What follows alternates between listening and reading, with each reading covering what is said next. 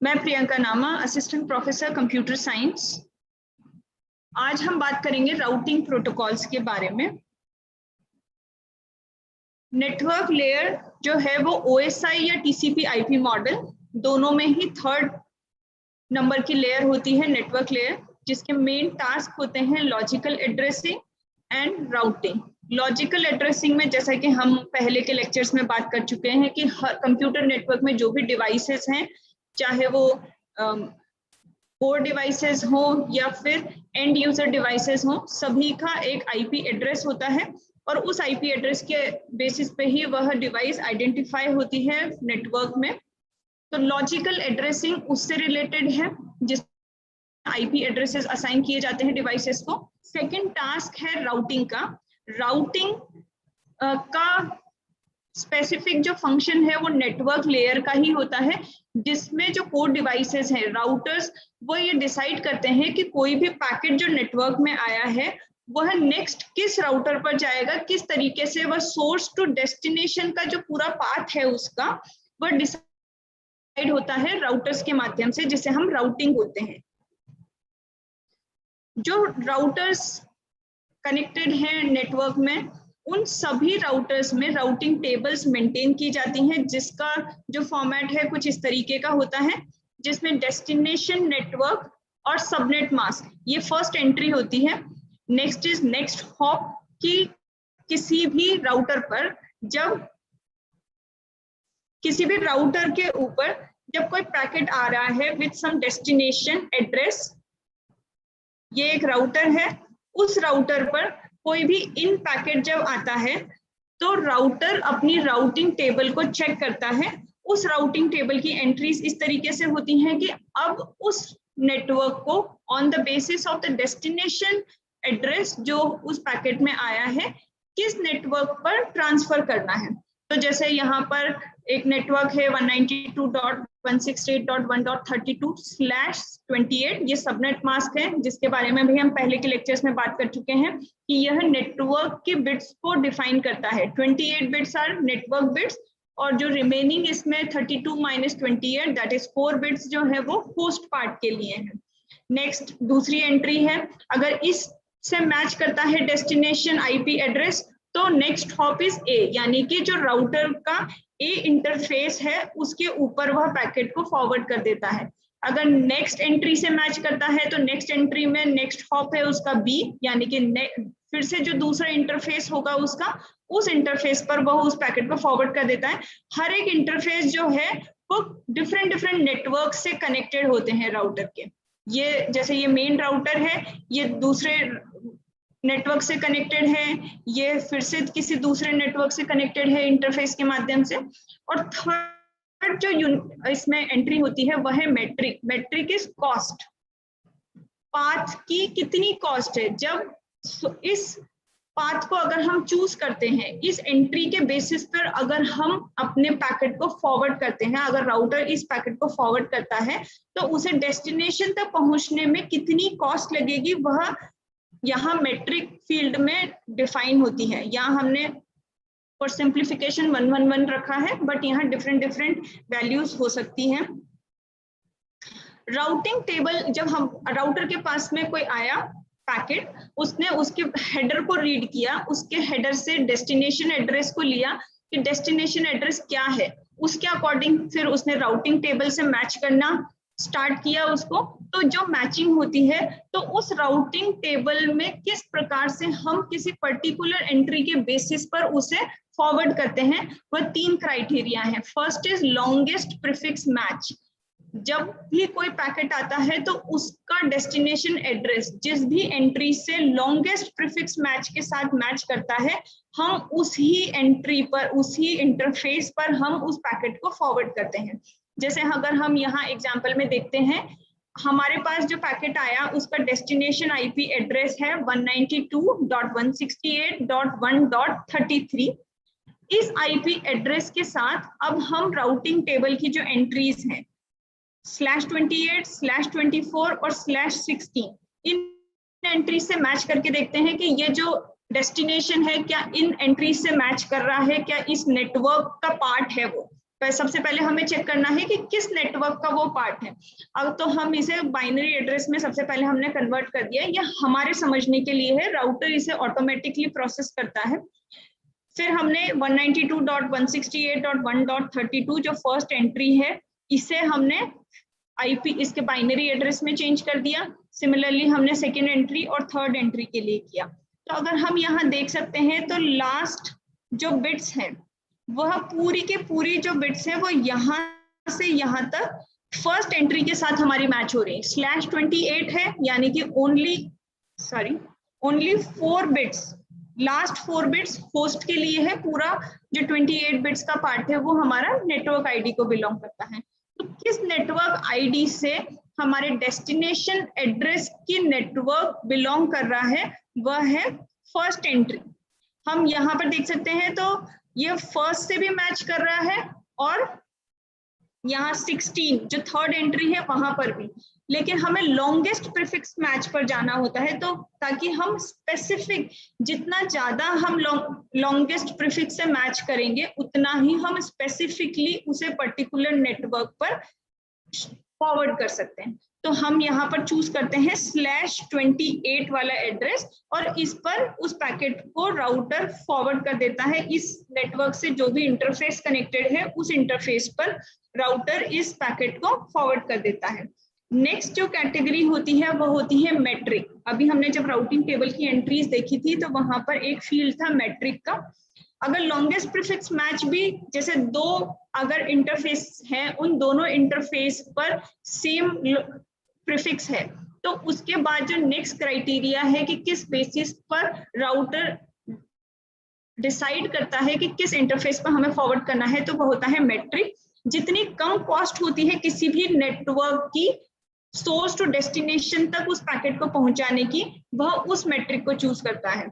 अगर किसी एंट्री के लिए 2 है और किसी एंट्री के लिए अगर 3 है तो वो 2 मैट्रिक वाले पाथ को राउटर चूज करता है और उस इंटरफेस पर उस पैकेट को फॉरवर्ड करता है। फिर थर्ड क्राइटेरिया होता है एडमिनिस्ट्रेटिव डिस्टेंस। एडमिनिस्ट्रेटिव डिस्टेंस होती है अगर किसी राउटर पर मोर देन 1 राउटिंग प्रोटोकॉल्स अगर यूज किए जा रहे हैं, राउटिंग प्रोटोकॉल्स की बात अभी हम डिटेल में करेंगे इसी लेक्चर में।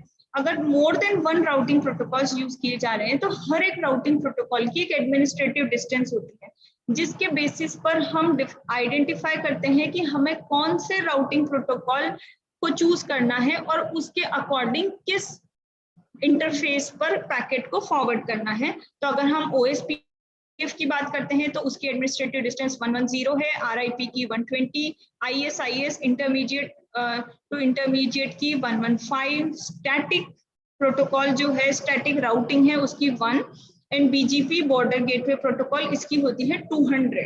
तो जितनी कम डिस्टेंस, जितनी कम वैल्यू होती है उस ही इंटरफेस पर हम उसे फॉरवर्ड करते हैं। तो स्टैटिक, अगर किसी में भी स्टैटिक राउटिंग यूज की हुई है तो पैकेट जो है वो स्टैटिक राउटिंग के अकॉर्डिंग जो इंटरफेस सेट है उसी पर उसे फॉरवर्ड करते हैं, because it has minimum administrative distance. अब हम बात करते हैं राउटिंग प्रोटोकॉल्स के बारे में। अभी तक हमने देखा राउटर का क्या फंक्शन है, राउटर किस तरीके से राउटिंग टेबल को मेंटेन करता है, राउटिंग टेबल में जो एंट्रीज हैं उनमें से किस तरीके से वो चूज करता है और फिर पैकेट को फॉरवर्ड करता है। अब जो राउटिंग टेबल्स की एंट्रीज हैं वो किस तरीके से फॉर्म होती हैं, वो होती है राउटिंग प्रोटोकॉल्स को यूज करके।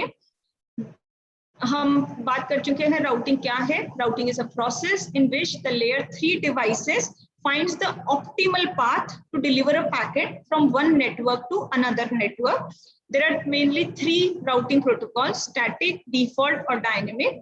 Static protocol में statically जो entries है routing table की वो की जाती हैं। Default routing protocols में किसी एक डिफॉल्ट राउटर को सेट कर दिया जाता है और इसमें मेनली फ्लडिंग के बेसिस पर राउटिंग टेबल का फॉर्मेशन किया जाता है। डायनेमिक में डायनेमिकली राउटिंग टेबल्स फॉर्म होती हैं। डायनेमिक प्रोटोकॉल्स को फिर से 2 पार्ट में डिवाइड किया है, IGP एंड EGP।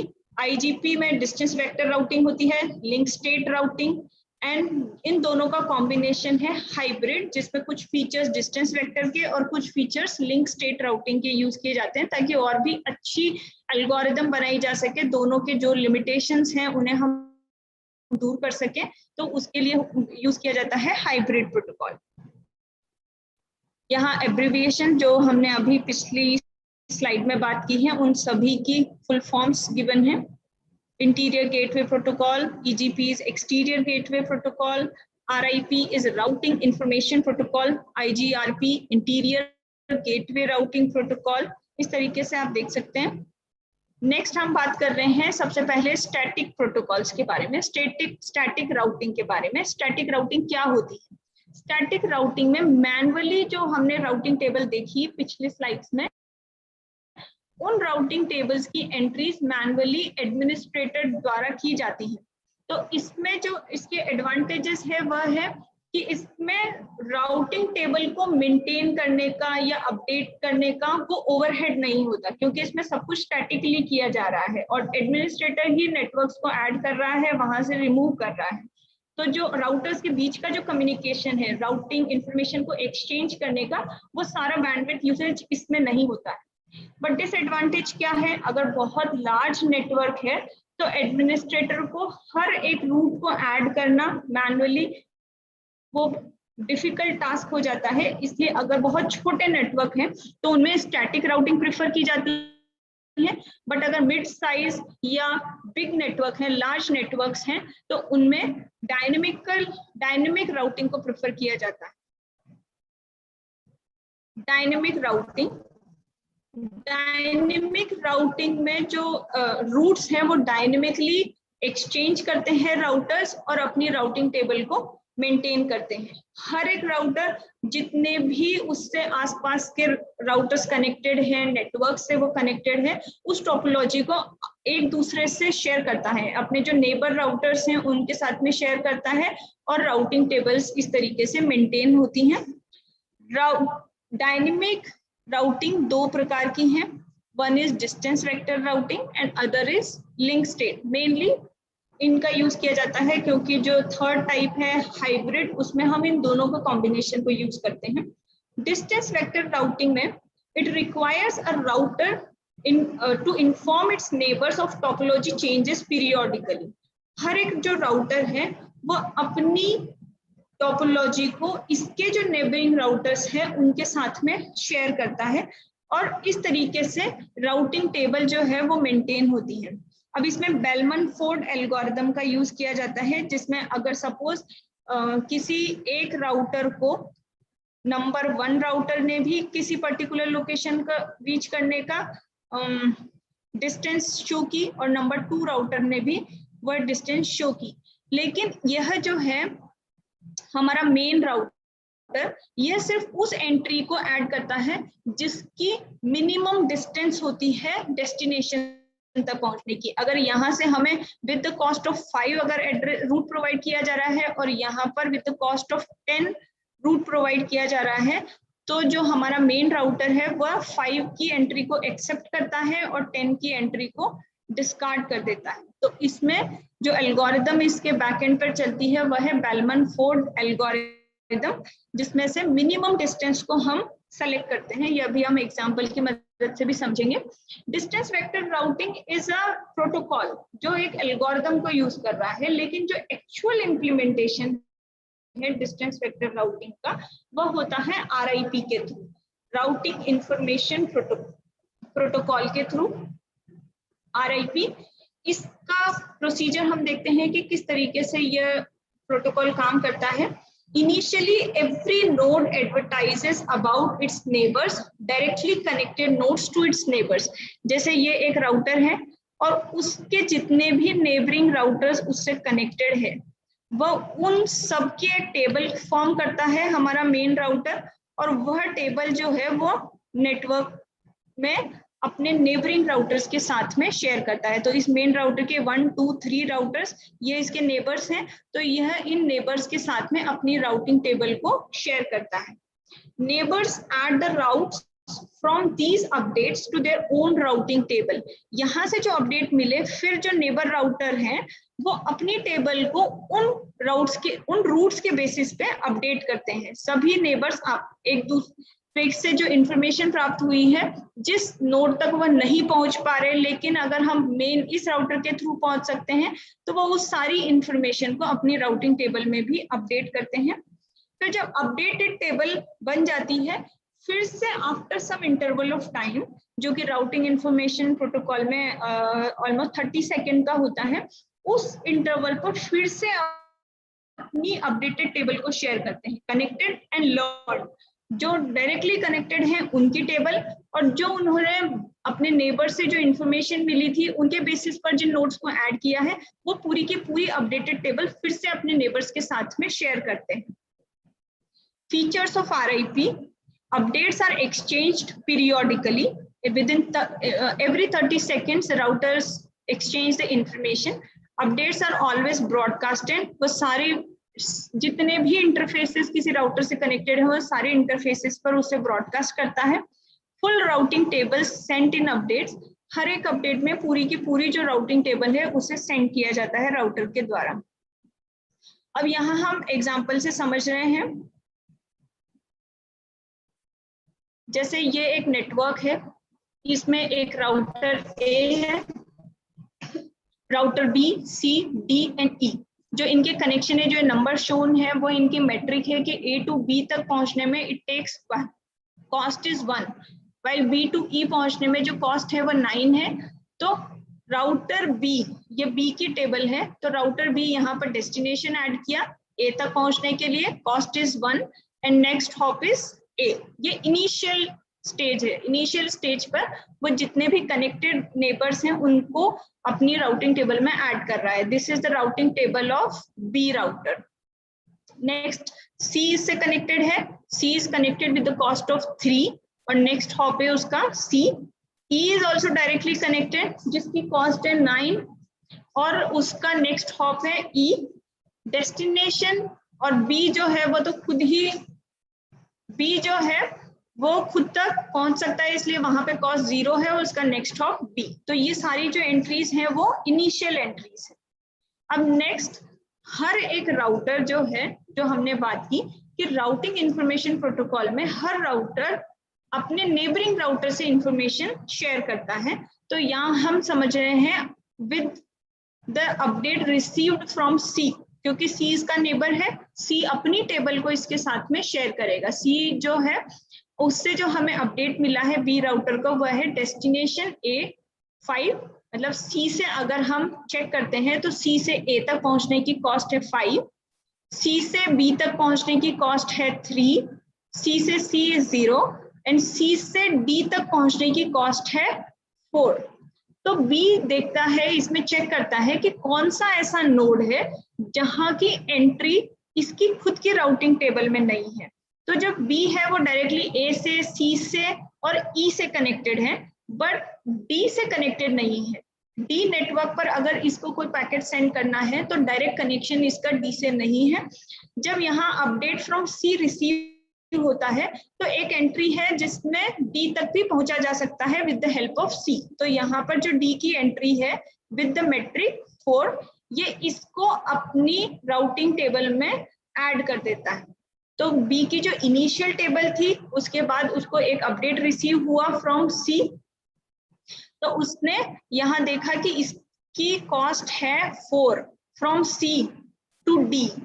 अब इसमें जो कॉस्ट ऐड होती है जब ये मैट्रिक इसकी फॉर्म करते हैं तो 3, बिकॉज B से सबसे पहले राउट किसी भी पैकेट को राउट करेंगे तो वह 3 पर जाएगा, पहले C पर जाएगा with the cost 3 and then D पर जाएगा। तो टोटल कॉस्ट बन जाती है इसकी 3 + 4 that is 7।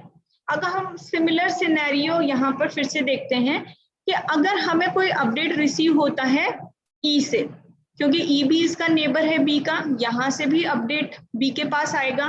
E is also directly connected with D, लेकिन जब B ये देखता है कि वहां E के थ्रू D तक पहुंचने की कॉस्ट क्या है, तो वह है 9 + 2 दैट इज 11। तो E के थ्रू पहुंचना है तो 11 कॉस्ट है, और C के थ्रू अगर पहुंचना है तो उसकी कॉस्ट है 7। तो यहाँ बेलमन फोर्ड एल्गोरिथम का यूज होता है, जो कि ये कहती है कि जो मिनिमम डिस्टेंस है हमें उस एंट्री को अपनी राउटिंग टेबल में ऐड करना है। तो B को दोनों नेबर से इंफॉर्मेशन रिसीव हुई, लेकिन यहाँ उसने मिनिमम पाथ, मिनिमम जो कॉस्ट है, मिनिमम डिस्टेंस है, उस पाथ को चूज किया, और C की नेक्स्ट हॉप C की एंट्री की अपनी राउटिंग टेबल में ऐड की D तक पहुंचने के लिए, कि इसको अगर किसी पैकेट को D नेटवर्क में फॉरवर्ड करना है तो यह C के थ्रू D तक उस पैकेट को फॉरवर्ड करेगा। तो हमने समझा इनिशियल किस तरीके से राउटिंग टेबल फॉर्म होती है, उसके बाद जो नेबर्स हैं वो नेबर अपनी अपडेट्स कैसे सेंड करते हैं, कनेक्टेड जो राउटर्स हैं उन्हें, और जो नेबर्स के साथ में शेयर्ड इंफॉर्मेशन हो उसको कैसे यूज करके पर्टिकुलर नेट राउटर अपनी राउटिंग टेबल का फॉर्मेशन करता है। अब हम देखते हैं problems with routing information protocol. Routing information protocol की एक मेन प्रॉब्लम है, वो उसे हम बोलते हैं काउंट टू इंफिनिटी प्रॉब्लम। जैसे हम यहाँ इमेज में देख सकते हैं स्लाइड में, A to B, B to C. There are 3 routers. A is connected with B and B is connected with C with the metric 1. A to B भी 1 metric है and B to C भी 1 metric है। अगर हमें किसी packet को A router receive करता है और A को अगर उस पैकेट को C को सेंड करना है, तो यहाँ A की राउटिंग टेबल में एक एंट्री होगी जो बताएगी कि इसे B राउटर के थ्रू इसको सेंड करना है, और उसकी मैट्रिक बनेगी 1 + 1 दैट इज 2। बट मीनवाइल अगर B से C का कनेक्शन लॉस हो जाता है, B से C का कनेक्शन लॉस होने पर अगर B अपडेट सेंड करता A को कि इसका कनेक्शन B से C वाला लॉस्ट हो गया है और उसकी कॉस्ट अब बन गई है इन्फिनिटी, बिकॉज जब कनेक्शन ही नहीं है तो हाईएस्ट वैल्यू इज इन्फिनिटी, ताकि उस पर कोई भी पैकेट को फॉरवर्ड नहीं किया जाए। तो B अगर अपडेट सेंड करता, उससे पहले it receives an update from A से एक अपडेट आ जाता है, और अपडेट ये बताता है कि A is able to connect with C। A के थ्रू हम C से कनेक्ट कर सकते हैं विद द कॉस्ट ऑफ 2। तो B की जो एंट्री थी इन्फिनिटी वाली, वो उस एंट्री को अपडेट कर देता है, और B जो है वो अपने राउटिंग टेबल में एक एंट्री ऐड कर देता है कि B अगर हमें C तक पहुंचना है तो हम A के थ्रू पहुंच सकते हैं, और वह 2 कॉस्ट है और A से B तक पहुंचने की 1 है। Then 1 + 2 is 3, that is with the cost 3 it can reach to node C। But यहाँ प्रॉब्लम यह है क्योंकि A भी B के थ्रू ही जा रहा था, बट B का C से कनेक्शन ऑलरेडी लॉस हो चुका है। तो जब यह एक दूसरे से आपस में बार बार पैकेट्स को एक्सचेंज करते हैं, अपनी राउटिंग इंफॉर्मेशन को एक्सचेंज करते हैं, हेडर इंफॉर्मेशन को, तो उसमें ऑटोमेटिकली जो मेट्रिक है वो बढ़ती जाती है। अभी A 3 है, नेक्स्ट टाइम फिर से जब ये इंफॉर्मेशन एक्सचेंज करेगा तो 3 + 1 फिर 4 हो जाएगी। इस तरीके से वह बढ़ती जाती है। तो ये काउंट टू इंफिनिटी प्रॉब्लम इसको हम कहते हैं, क्योंकि A is already dependent on B to reach C, but B से C का कनेक्शन लॉस हो चुका है, और अब इन टर्न B जो है वो A पे डिपेंडेंट हो गया है। तो इस प्रॉब्लम का सल्यूशन फाइंड करने के लिए there are 2 ways. First is root poisoning. Poisoning method में हम क्या करते हैं कि जैसे ही किसी भी राउटर का किसी दूसरे राउटर से कनेक्शन लॉस होता है, तो that information is broadcasted to all the routers with the metric infinity. Infinity उसकी मेट्रिक सेंड हो जाती है कि इसका मतलब है कि इन्फिनिटी का मतलब है कि यह जो राउटर है वो पहले दूसरे किसी राउटर से कनेक्टेड था, बट करंटली इसका कनेक्शन उससे लॉस हो गया है। तो सभी के पास जब ये इंफॉर्मेशन पहुंच जाती है, तो जो आपस में ये फॉल्स इंफॉर्मेशन एक्सचेंज कर रहे थे वो प्रोसीजर नहीं होता है। नेक्स्ट इज स्प्लिट होराइजन, या फिर इसको पॉइजन रिवर्स भी कहते हैं।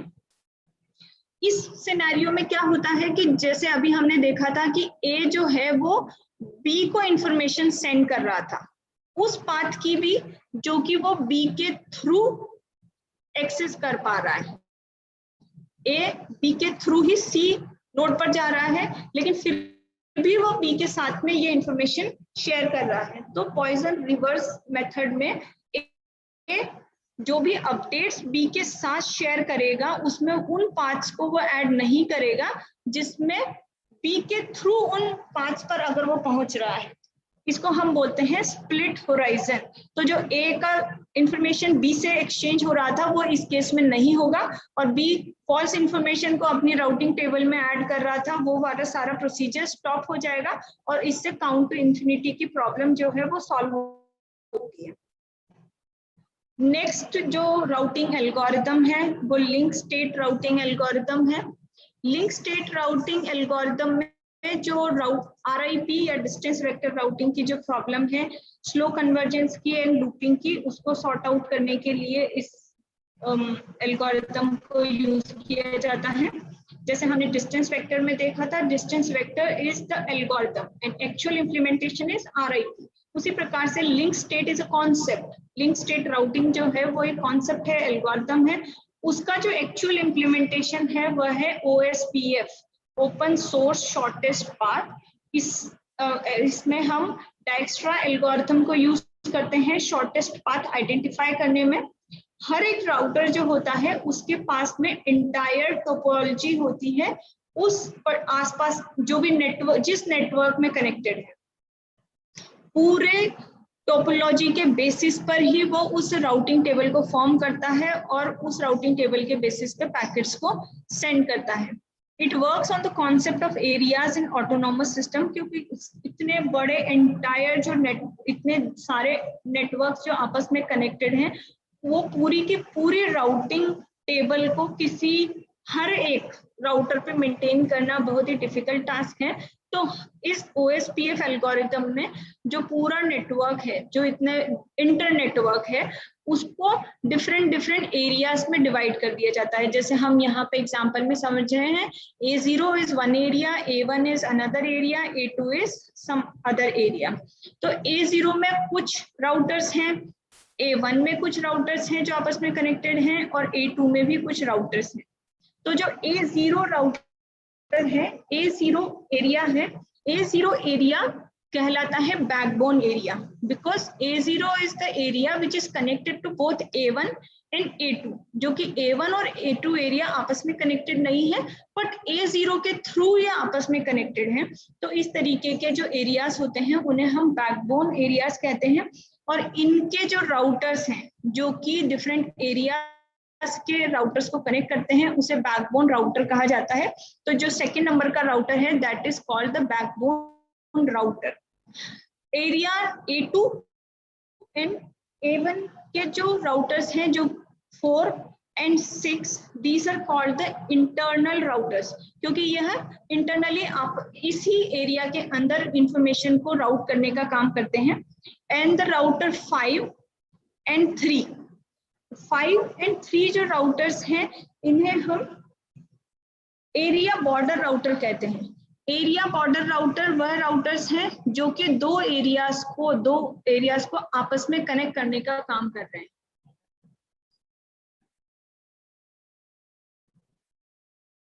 Thank you so much. आज के लेक्चर में हमने राउटिंग प्रोटोकॉल्स के बारे में बात की, जिसमें हमने पहले नेटवर्क लेयर के फंक्शंस को देखा, फिर राउटिंग टेबल में किस तरीके से एंट्रीज होती हैं उनके बारे में बात की, राउटिंग टेबल से एंट्रीज किस तरीके से सेलेक्ट करके राउटर किसी पैकेट को दूसरे नेटवर्क पर फॉरवर्ड करता है। उसके बाद हमने distance vector, static routing, dynamic routing की बात की। डायनेमिक राउटिंग में हमने डिस्टेंस वेक्टर प्रोटोकॉल को डिटेल में समझा और open source shortest path algorithm की बात की। Thank you so